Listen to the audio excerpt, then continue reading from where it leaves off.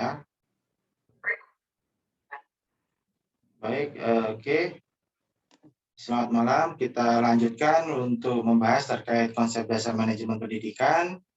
Dan untuk hari ini kita akan mengulas beberapa sub materi. Penting untuk teman-teman pahami sebelum nanti kita mengulas lebih dalam terkait dengan karakteristik manajemen pendidikan itu seperti apa, teori-teori di dalamnya seperti apa, prakteknya juga seperti apa. Dan di dalam sub materi hari ini kita akan sedikit mengulas terkait manajemen pendidikan ya, kemudian unsur-unsur di dalamnya itu seperti apa. Penting untuk dipahami karena memang secara capaian pembelajaran, tapi sebelum masuk itu secara capaian ke depan ya, atau capaian lulusan daripada teman-teman nantinya selain jadi pendidik juga di sini saya berharap teman-teman juga semuanya tanpa terkecuali juga sebagai kepala sekolah ke depannya ya, punya lembaga sendiri hingga ketua yayasan. Untuk itu penting di perkuliahan ini untuk kita pahamkan dulu yuk seperti apa sih sebenarnya di dalam manajemen itu secara dasar atau secara konsep ya. Dan kalau berbicara manajemen atau manajer kelak tentunya kita tidak terlepas dari yang namanya satuan-satuan PAUD sejenis mulai dari TK, KB, RA, BA, TPA atau tempat penitipan anak ya, ada lagi preschool, daycare dan sejenis apapun itu nanti silakan teman-teman juga inovasi kan sendiri kan, karena memang masa depan ya sebagai sarjana pendidikan. Kemudian secara pragmatis kenapa kita perlu mendalami terkait dengan konsep dasar manajemen itu karena memang di lapangan atau pada teman-teman kita yang sudah praktek sebagai pimpinan lembaga ya, mereka kerap terkendala di dalam kinerja mereka ya, tidak lain juga salah satu faktor penyebabnya karena minimnya pengetahuan terkait dengan dasar-dasar manajemen pendidikan itu seperti apa ya. Ada banyak pintu masuk untuk kemudian kita bisa mengelaborasinya. Salah satunya yang melalui rubrik ya, rubrik akreditasi. Dan itu sangat terlihat sekali ya secara tahun ke tahun termasuk di awal tahun 2020 dari data yang saya peroleh dari Bahan BNPB masih banyak sekali lembaga-lembaga yang susah atau berat untuk naik ke unggul ya. Padahal kalau kita berbicara kaitan dengan penjaminan mutu atau akreditasi, sebenarnya untuk menjadi unggul itu tidak hanya faktor biaya, tapi butuh kreativitas seorang manajer dan itu penting untuk dipahami ya. Itu kenapa sebelum kita berinovasi, berkreativitas untuk mengembangkan lembaga kita pahami dulu pemahaman dasar yang notabene masih rendah. Ya. Selanjutnya itu manajemen ya. Tadi sudah sedikit. Sekarang saya ingin coba dari Bu Agustina. Mungkin kalau berbicara manajemen atau ditanya mungkin temannya, Bu, manajemen itu apa? Coba jenengan jawab. Mikrofonnya bisa di-on kan? Iya, Pak. Manajemen adalah merupakan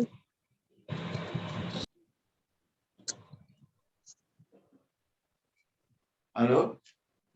Satu kata aja kalau ditanya manajemen apa? Clue-nya apa? Satu kata aja coba. Nggak usah kalimat, nggak usah definisi, satu kata aja. Mungkin ini koneksinya buruk, mungkin Nurdia bisa dibantu untuk Bu Agustina, satu kata aja terkait dengan manajemen. Halo, Pak. Nurdia, mungkin koneksinya lebih lancar. Pak. Iya. Bisa, sudah lancar? Mengatur, Pak. Mengatur, ya Bu Iva, terima kasih ya.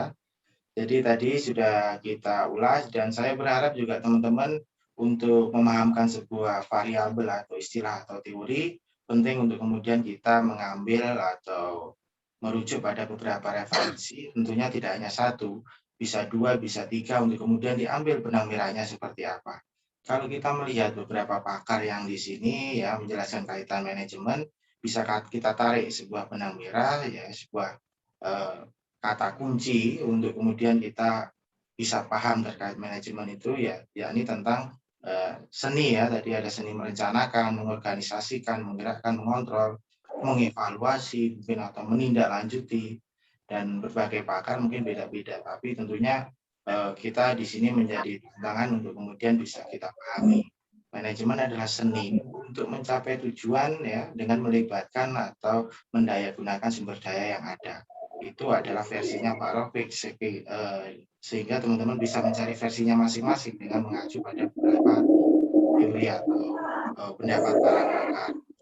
Kemudian manajemen pendidikan, istilah lain selain manajemen di sini juga ada pendidikan. Ada suara yang bocor ini siapa ya? Dia Mugi bocor suaranya. Nah, dia Mugi Hindarti ini siapa? Iya, Pak. Oh iya, di mute dulu ya suaranya ya, agak bocor. Oke. Sekarang setelah manajemen kita akan masuk pada dimensi berikutnya yaitu pendidikan ya. Yang cukup familiar teman-teman tentunya juga sudah bisa pahami di mata kuliah pengantar ilmu pendidikan banyak sekali pakar-pakar di sana mendefinisikan kaitan dengan pendidikan ya. Kalau di sini saya coba angkat pendapat dari Soegijono Atmojo di mana beliau mendefinisikan pendidikan sebagai segala upaya yang direncanakan untuk mempengaruhi orang lain ya. Apapun upayanya yang direncanakan kemudian memberikan dampak kepada orang lain, kelompok maupun masyarakat untuk melakukan apa yang diharapkan ya, sesuai dengan upaya tersebut atau tujuan dari upaya tersebut. Itu menurut pendapat Soegijo. Ada lagi pendapat John Stuart Mill ya, seorang filsuf dari Inggris yang berpendapat bahwa pendidikan itu adalah segala sesuatu yang dikerjakan oleh seseorang untuk dirinya ya, yang dikerjakan oleh orang lain untuk dia. Jadi ada keterlibatan pihak lain juga selain dia sebagai pembelajar ya atau peserta didik dengan tujuan mendekatkan dia kepada tingkat kesempurnaan. Kesempurnaan setiap orang memang berbeda-beda dan itu tugas pendidikan di situ untuk kemudian mencapai kesempurnaan pada perspektifnya setiap individu. Ya. Jadi pendidikan itu sebenarnya kebutuhan individu yang tentunya berbeda individu satu dengan individu yang lain. Dan itu kenapa sekarang paradigma belajarnya juga sudah berbeda, sudah berorientasi pada belajar atau peserta didik. Kalau Bu Angelia jika ditanya, ini kebetulan kan sudah punya suami, ditanya oleh suaminya, Bu pendidikan itu apa sih sebenarnya? Gitu, jenengan jawabnya gimana? Coba. Pendidikan itu apa sih? Pendidikan adalah upaya yang kita lakukan untuk kita memperoleh pengetahuan. Ya, upaya apa tadi? Upaya yang kita lakukan atau usaha yang kita lakukan untuk memperoleh pengetahuan. Iya, upaya. Nah, bedanya pendidikan sama belajar apa? Belajar itu prosesnya, Pak. Belajar itu prosesnya. Kalau pendidikan? Kalau pendidikan itu wadahnya. Wadahnya, oke, sudah mendekati sempurna. Jadi memang beda antara pendidikan, ada antara belajar, antara pembelajaran ya. Dan ini menarik untuk kemudian teman-teman juga tidak haus untuk belajar mengidentifikasi diri. Artinya istilah-istilah mana yang kemudian masih baik itu silahkan teman-teman cari ya dengan melibatkan banyak sekali referensi. Apalagi akses jurnal sekarang sudah terbuka. Ya.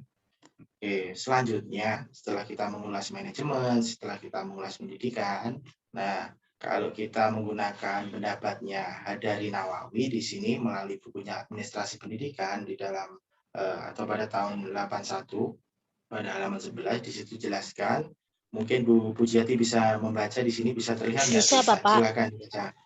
Bisa.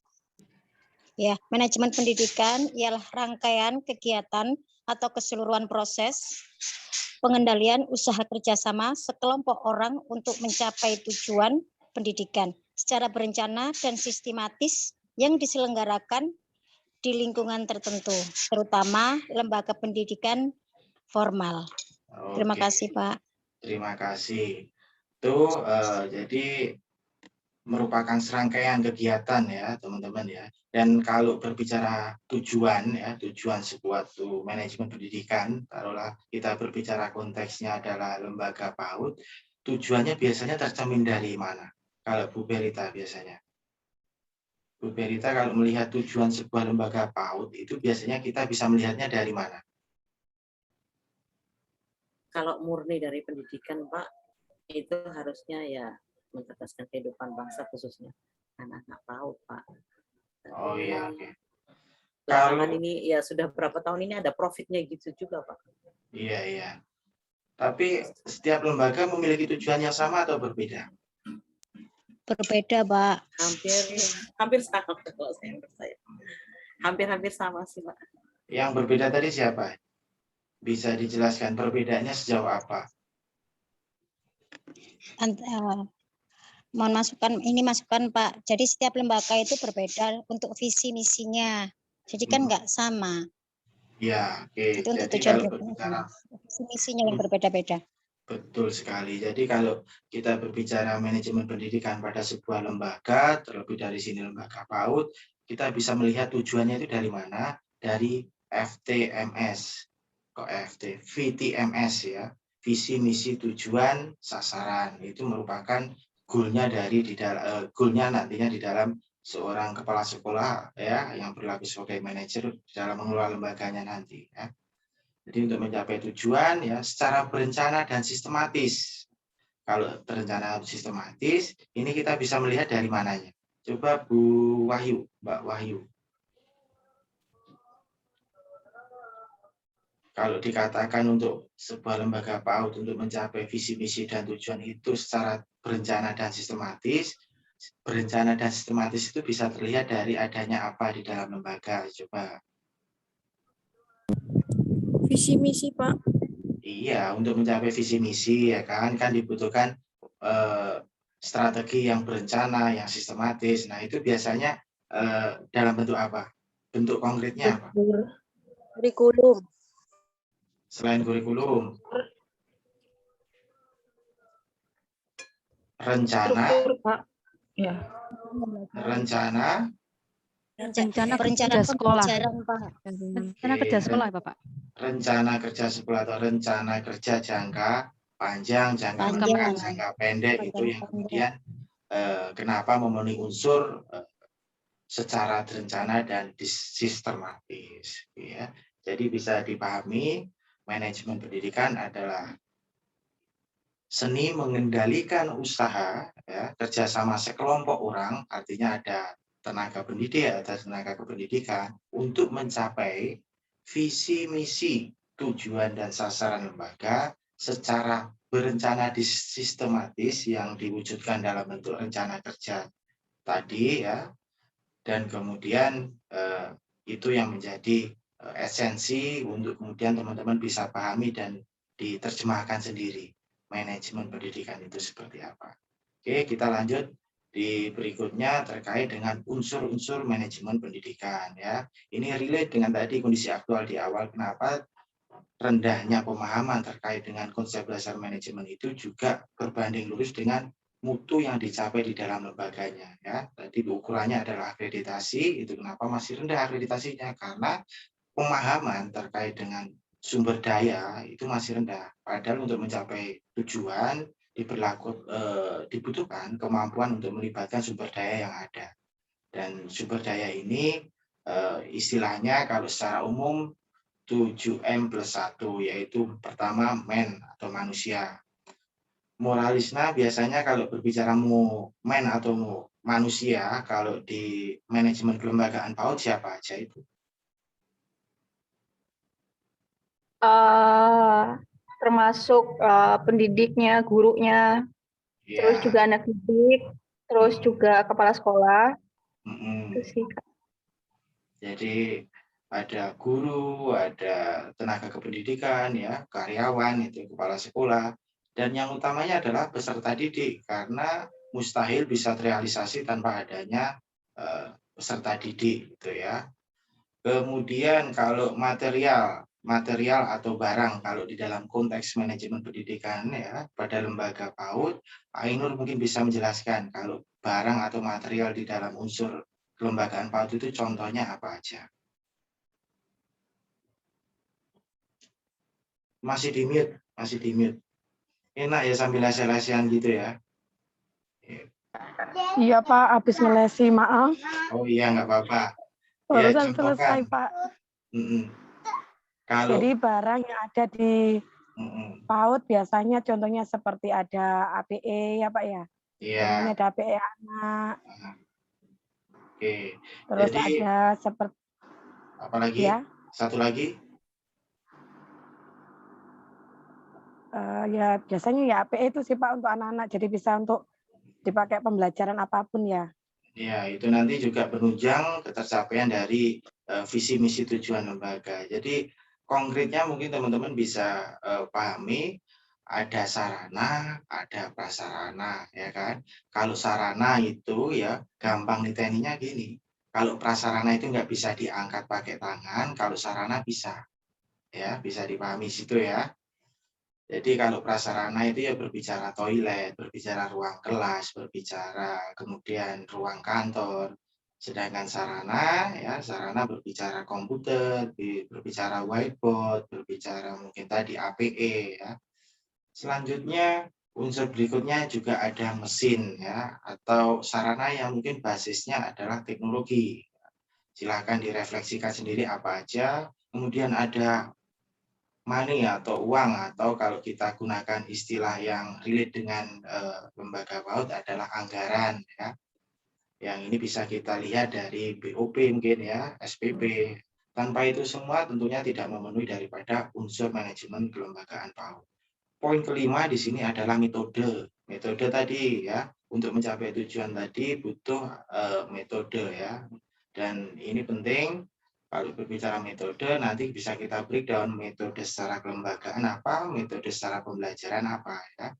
Kalau gambaran umumnya tentunya untuk pembelajaran ada kita istilahkan instrumen perencanaan pembelajaran, kurikulum, ya, berikut turunannya. Kemudian dari sisi kelembagaan juga ada Renstra, ya, Renov. Ya. Kalau Renov itu apa Bu Faria? Renov. Pernah dengar nggak istilah renov? Iya, pembaruan. Kok pembaruan? Renov. Renovasi kan? Iya, itu kalau renovasi rumah. Kalau renov dalam bentuk kelembagaan adalah rencana operasional, ya. Itu sifatnya tahunan biasanya. Kemudian ya, di dalam konteks unsur manajemen ya secara umum juga tidak terlepas dari market atau pasar yang kemudian kalau kita terjemahkan di dalam konteks PAUD atau pendidikan anak usia dini, kelembagaan PAUD, baik KB, TK dan seterusnya, marketnya ya ini adalah masyarakat, ya masyarakat para orang tua dengan buah hatinya yang masih di bawah 6 tahun. Kemudian ada lagi waktu ya. Waktu tentunya dalam pengelolaan nggak mungkin kan misal Bu Lulu 24 jam di lembaga pasti ada tata tertib waktu, SOP waktu yang kemudian di situ juga diterjemahkan ya, diatur ya jam 7 sampai jam berapa gitu di sekolah.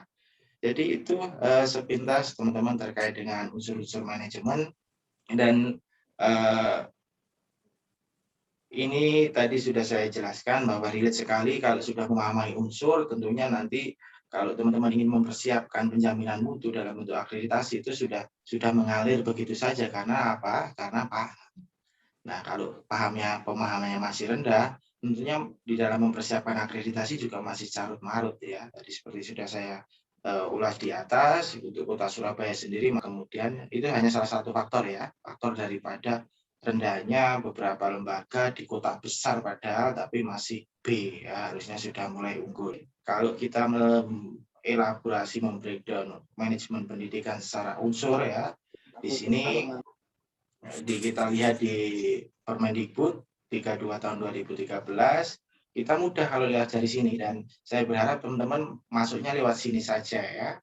Jadi kalau nanti Bu Lulu sudah punya lembaga, Bu Mira sudah punya lembaga ya, nanti siapkan laci loker yang kemudian loker pertama berisi tentang STTPA atau kalau di Permendikbud standar kompetensi lulusan ya, STTPA-nya harus sesuai dengan layanannya ya, entah KB, TK dan seterusnya. Kemudian standar isi ini berbicara kaitan apa kalau standar isi? Kurikulum, Bapak. Kurikulum ya. Jadi hal-hal yang sifatnya tentang penyusunan kurikulum, dokumen kurikulum itu loker kedua. Loker ketiga ada standar proses. Kalau proses berarti berbicara perencanaan pelaksanaan penilaian pembelajaran. Ya, jadi kalau di Permendikbud terkait dengan kelembagaan PAUD berbicara dengan instrumen perencanaan mulai dari RBPH ya kan, kemudian RBPM, Prota ya, dan kemudian keempat standar pendidik. Loker keempat silahkan disediakan kalau jenengan nanti sebagai ketua yayasan harus difasilitasi ketersediaan dari loker keempat yakni standar pendidik dan tenaga pendidikan. Semua yang berbau tentang urusan ijazah sertifikat itu masuknya di loker keempat ini ya. Kemudian yang kelima terkait dengan sarana prasarana. Daftar inventaris ya, itu penting ya. Itu juga masukkan di loker kelima ini berikut dengan turunannya ya. Kemudian standar pengelolaan, standar pembiayaan hingga standar penilaian. Paling tidak sediakan minimal 8 loker untuk memudahkan teman-teman di dalam memanage unsur-unsur kemanajemenan pendidikan lembaganya teman-teman. Nah, baik, dengan demikian ya kita coba pertegas lagi konklusi di sini ya. Konklusi di sini jadi manajemen pendidikan adalah suatu kegiatan ya, serangkaian kegiatan ya berupa yang telah ditetapkan ya guna mencapai tujuan secara efektif dan efisien ya. Jadi kalau sudah termanage harus efektif dan efisien. Dan terakhir untuk menguatkan lagi pemahamannya saya berikan challenge ya. Challenge ada 2 challenge. Yang pertama yaitu silakan teman-teman googling, mudah kan googling, cari jurnal yang membahas tentang konsep dasar manajemen, bebas dari jurnal manapun ya. Semakin baik jurnalnya tentunya akan reputasinya semakin baik, semakin berkualitas itu artikel. Yang kedua, silakan diringkas ya. Dan untuk itu silakan seperti biasa kirim ke email saya dengan subjek MP-1 dalam waktu setidaknya 3 kali 24 jam. Sampai di sini saya kira cukup, nanti kita bisa lanjut lagi pun bisa japri saya ya. Demikian, ada kurang lebihnya mohon maaf. Wassalamualaikum warahmatullahi wabarakatuh. Waalaikumsalam warahmatullahi wabarakatuh. Assalamualaikum warahmatullahi wabarakatuh.